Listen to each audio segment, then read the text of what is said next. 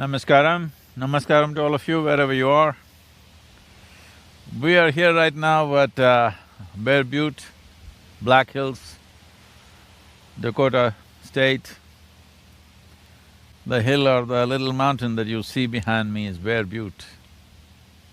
It is a formation. Well, this is like the Orwellian animal farm, leading to well-being, leading to death and destruction and disruption. In many ways, this is representative of modern societies. This is something we must understand. Unfortunately, most human beings are suffering well-being. When I say they're suffering well-being,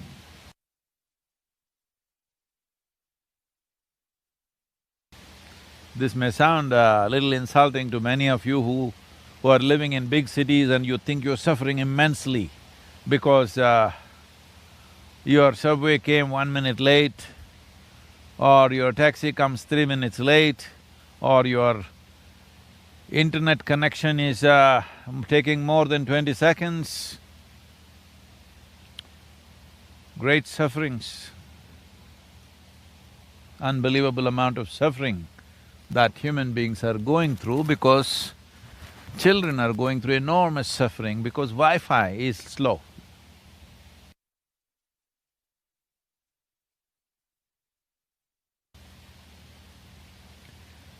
These are signs of self-destructive mode. Now, this virus has come dancing among us. This is also an indication of how we are living. We think we have a right to exploit every other life. Just not eating for sustenance and nourishment. Well, you have a right to enjoy what you eat, but to the absurd levels we are taking this food, I can't believe that among the young people, cooking shows and food shows are the most popular shows right now. They will never cook in their life, and if they cook, nobody can ever eat, I'm sure. But they are super popular because the fetish of enjoying or taking pleasure from our sustenance is getting to a kind of an unhealthy level. And this could be in many ways diminishing of the human spirit, because then people will naturally eat much more than they should eat. When we clearly know more than 35% of the world's population is not getting enough nourishment. This is amazing right now, the statistics show that over 35% of human population is malnourished and over 35% of human population is obese. This is a classic case of showing where human beings are, where is our consciousness, what has happened to us. Well, this is the first time in the history of humanity that there is food everywhere, even where it should not be. There is food everywhere, no predators, no dangers. Largely we have controlled natural calamities and things and created homes and dwellings where we are not affected by weather. Even in the US ashram, where it's a absolutely spectacular nature around us, we have to talk a lot to convince people that you should not have air conditioners in your home, you must keep the windows open, you must enjoy the nature, you must feel the cold, you must feel the heat, because a whole lot of people, unfortunately, are growing up like lab rats, exactly in controlled temperatures. In their car, in their home, in their office, it's all controlled temperature all the time. So, this lack of exposure to nature, this lack of wanting to experience life as it is rather than uh, creating artificial situations all the time which are free of every aspect of what is called as life.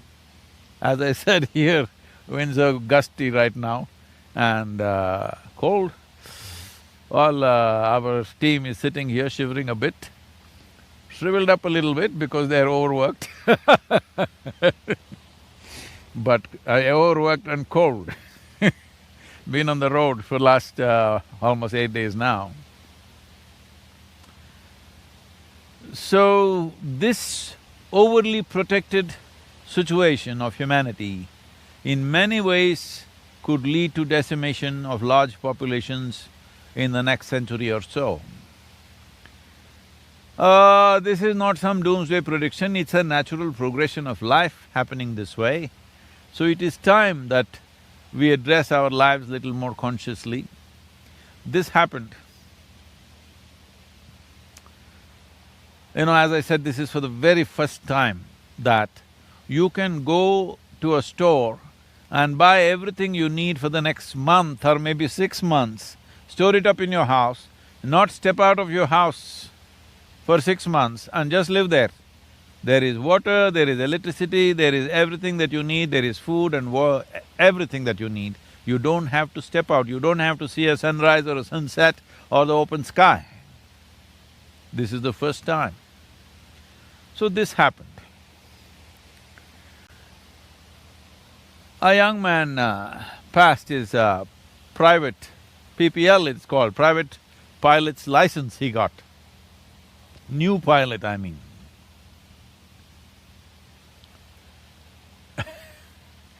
A new pilot, has certain characteristics. He flies because the airplane is designed to fly, not necessarily of his own skill sometimes So, a new pilot and Shankaran Pillai got a desire, he wants to fly.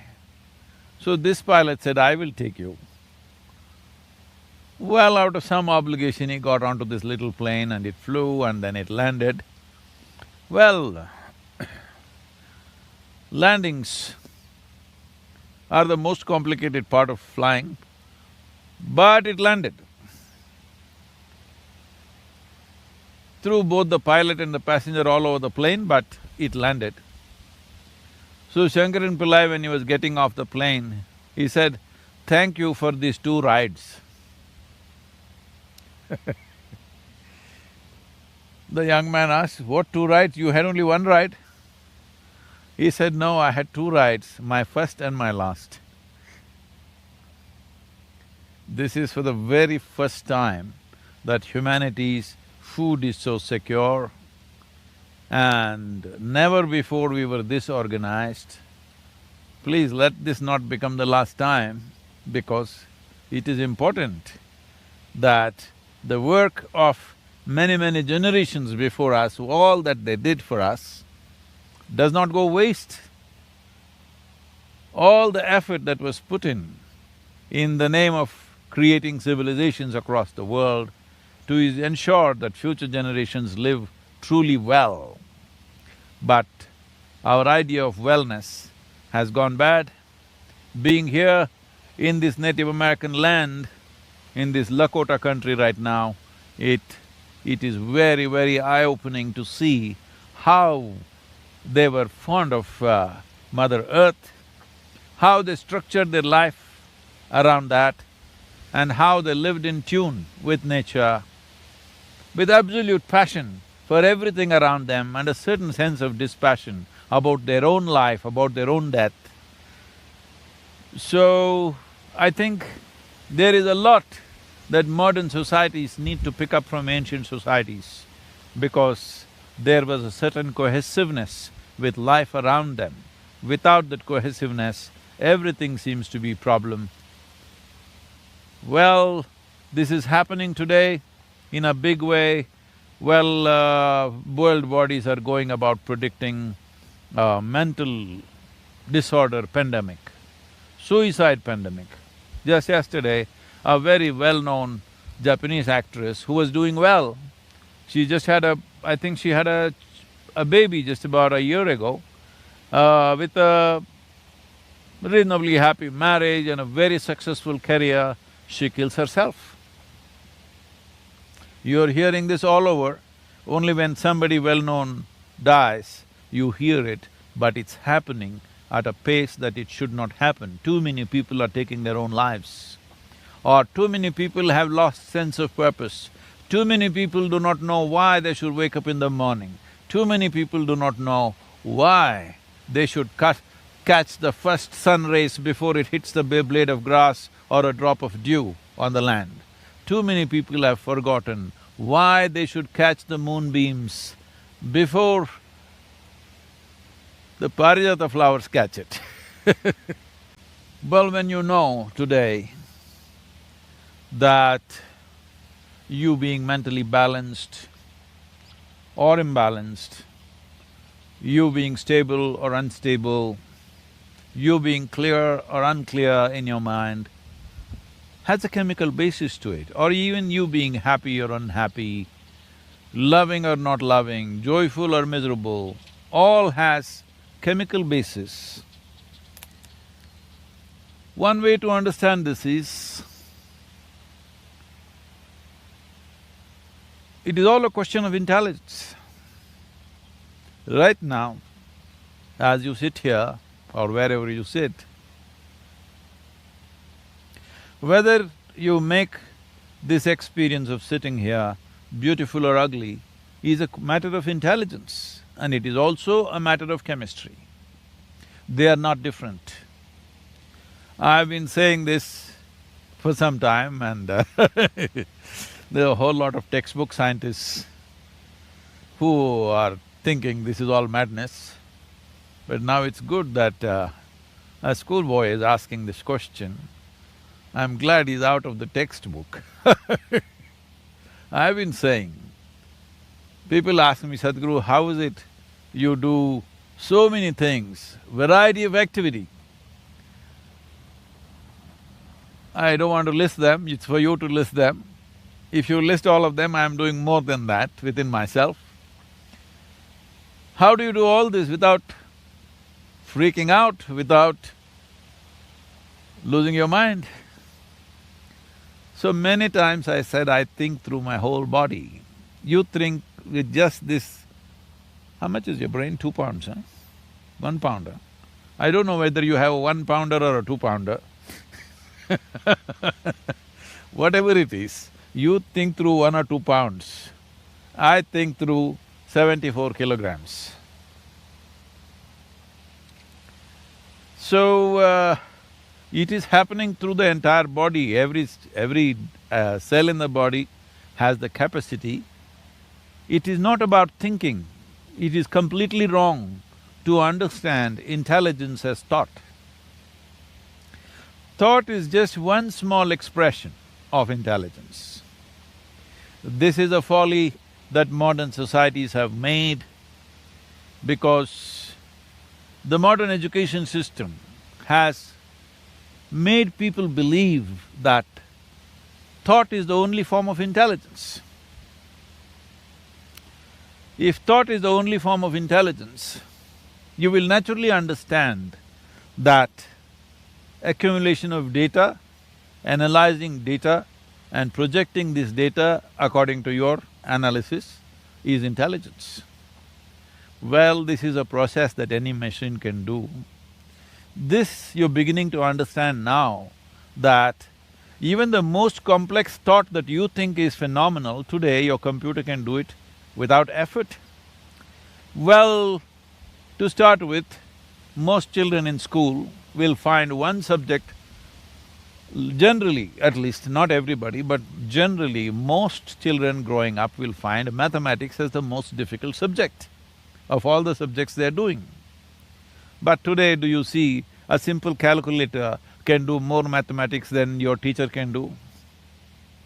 Your computer can do much more mathematics than any mathematician can do.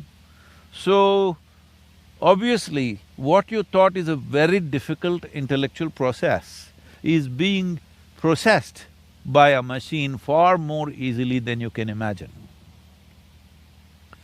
Now, people argue, but mathematics is one thing, literature is a different thing, music is a different thing. It is not. It is just that mathematics is simply cold numbers, so it looks like it is not a very human subject.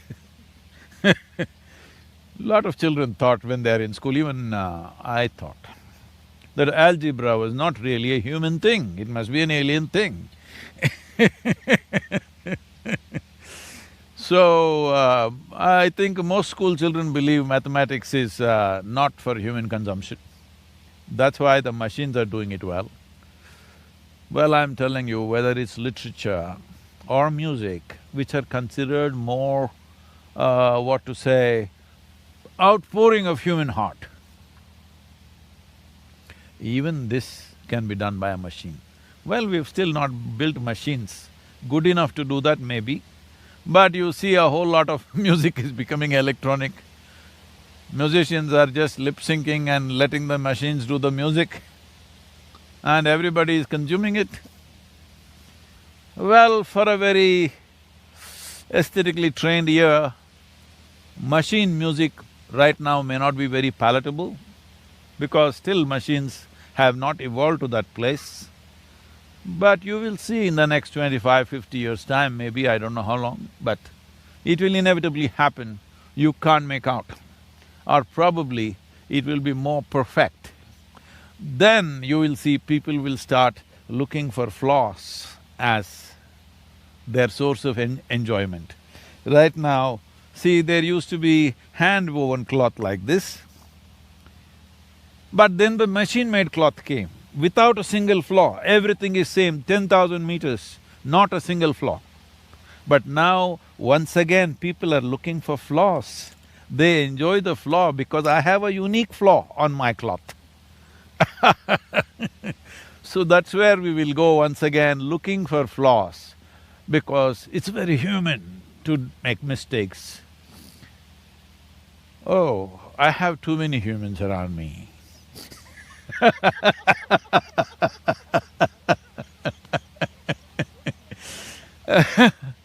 One day, Shankaran Pillai was driving a tractor with a massive amount of hay in the trailer. You know, you've seen these tractors in India with hay loaded 3-4 times, like it's almost like a 3-story building. He was driving this and he was a young man at that time. And because he did not handle it right, it just overturned. All the hay fell there and the tractor turned turtle. And then there was another farm in front of which this happened. That farmer came and picked up Shankaran Pillai, helped him out of the mess, and he said, come home. He said, no, my father may not like it, I won't come, I need to go. He said, no, I will help you, I'll bring some men and help you to turn the tractor back, we can go, you come. And you took him inside and he said, please have lunch. He said, no, if I sit here and have lunch, my father may not like it. He said, it doesn't matter, young man, don't be upset, you have lunch, you had a bad accident. So he had lunch. Then they talked for some time and he said, I need to go. My father may not like it that it's getting so late. He said, no, you have tea and go. No, I won't have tea, my father may not like it. He said, it doesn't matter, your father will be okay, don't worry, you have tea. So he had tea and then he said, I must go, my father will not like it. By the way, where is your father? So Shankaran Pillai said, he's under the hay.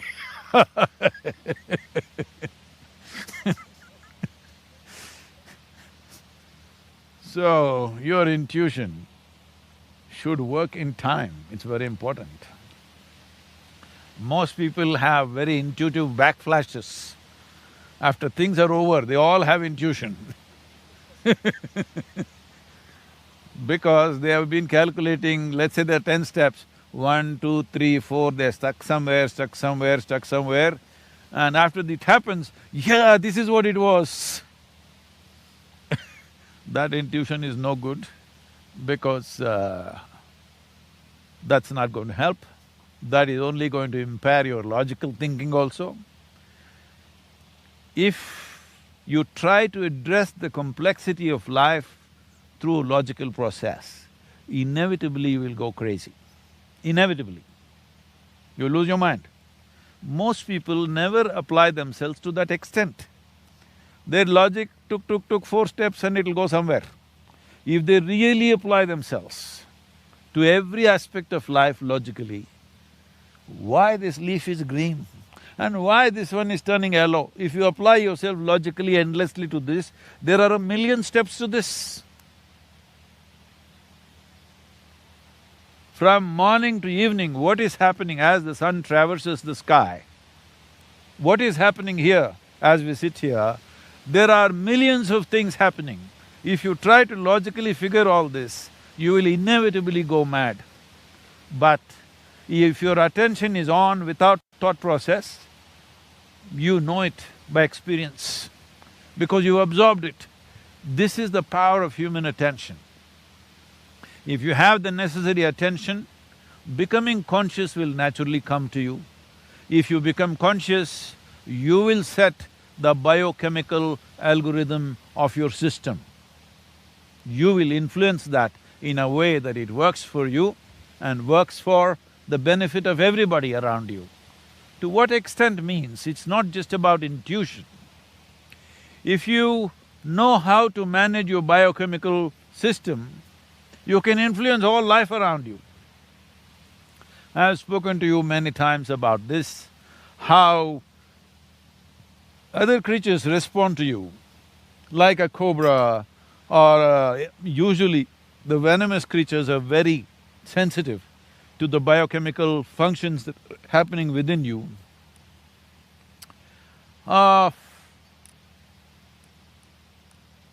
The fundamental life process that's happening within us, the way it is managed, this itself they're able to figure out simply because of their attention.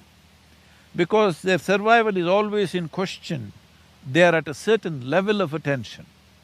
This is one thing that's happened that we were talking about the lab rats and the experiment. Because survival is not in question, survival is kind of guaranteed for modern societies, because of that, our attention levels have come down and our thought process has gone up like crazy. What we need is attention. Human attention can open up any door in the universe, but the attention should become free from judgmental process. That means, from the limited data that you've gathered, you should not go on judging everything around you. Because even if you think you know everything, the data that you have gathered is very, very limited.